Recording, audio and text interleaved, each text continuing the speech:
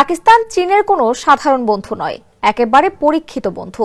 তাই কোনো অবস্থাতেই পাকিস্তানকে বিপদের মুখে একা ছেড়ে দেবে না চীন। যে কোনো পরিস্থিতিতে পাকিস্তানের সঙ্গে থাকবে দেশটি।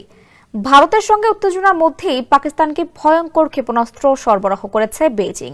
চীনের পক্ষ থেকেই এমন এক সময়ে পাকিস্তানকে এসব সহায়তা দেওয়া হচ্ছে যখন ভারত পাকিস্তানে হামলার সব প্রস্তুতি সম্পন্ন করেছে।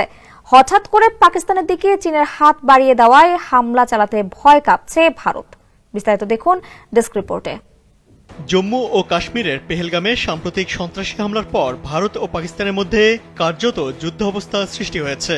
উত্তেজনাকর এই অবস্থায় আগেই পাকিস্তানের পাশে দাঁড়িয়েছিল বেইজিং। এবার দেশটি বলছে সব পরিস্থিতিতে পাকিস্তানের পাশে থাকবে চীন। পাকিস্তানের পাঞ্জাব প্রদেশের রাজধানী লাহোরে নিযুক্ত চীনা কনসাল জেনারেল ঝাও শিরেন একথা বলেন। বৃহস্পতিবার এক প্রতিবেদনে এ তথ্য জানিয়েছে পাকিস্তানি সংবাদ মাধ্যম দ্য নিউজ ইন্টারন্যাশনাল। সংবাদ মাধ্যমটি বলছে, লাহোরে চীনের কনসাল জেনারেল ঝাও শিরেন বলেছেন, সব পরিস্থিতিতেই পাকিস্তানের পাশে থাকবে চীন। অবশ্য তিনি জোর দিয়ে বলেন, যুদ্ধ কোনো সমাধান নয়। পাকিস্তান ও ভারতের উচিত সংলাপ ও কূটনৈতিক পথে শান্তির রাস্তা খোঁজা। ঢাকার ভেতরে এয়ারপোর্টের উল্টা দিকে প্রকল্পের সিকিউরিটি ভালো, লোকেশনও ভালো। 3টা প্লট নিয়ে নিলাম। নে বাবা, তোরা এখন নাকে তেল দে ঘুমা।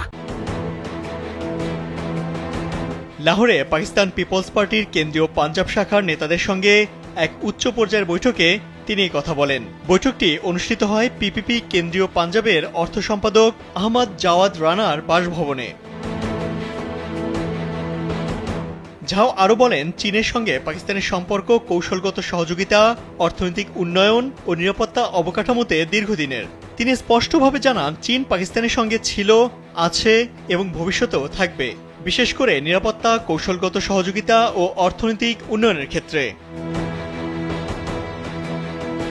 2.5 ঘণ্টা স্থায়ী এ বৈঠকে জাতীয় ও আঞ্চলিক নানা বিষয় নিয়ে খোলামেলা আলোচনা হয়। ঝাও বলেন, চীন পাকিস্তানের বন্ধুত্বের শিকড় অনেক গভীরে গাঁথা। তিনি জানান, প্রত্যেক চীনা নাগরিক পাকিস্তানকে ভালোবাসে এবং পাকিস্তানিরাও চীনকে একই রকমভাবে ভালোবাসে ও সম্মান দেখায়। বৈঠকে আন্তর্জাতিক ও আঞ্চলিক ভূরাজনৈতিক পরিস্থিতি নিয়েও খোলামেলা আলোচনা হয়। দুপক্ষই দ্বিপাক্ষিক সম্পর্ক আরও শক্তিশালী করার এবং আঞ্চলিক স্থিতিশীলতা ও সমৃদ্ধির জন্য বহুপাক্ষিক সহযোগিতা বাড়ানোর বিষয়ে একমত হন। বৈঠকের শেষ দিকে দুদেশই চীন পাকিস্তানের বন্ধুত্ব চিরকাল অটুট থাকবে বলে পুনর্ব্যক্ত করে। ঝাও বলেন, পাকিস্তান শুধু প্রতিবেশী বা মিত্র নয়, চীনের কাছে এক পরীক্ষিত বন্ধু।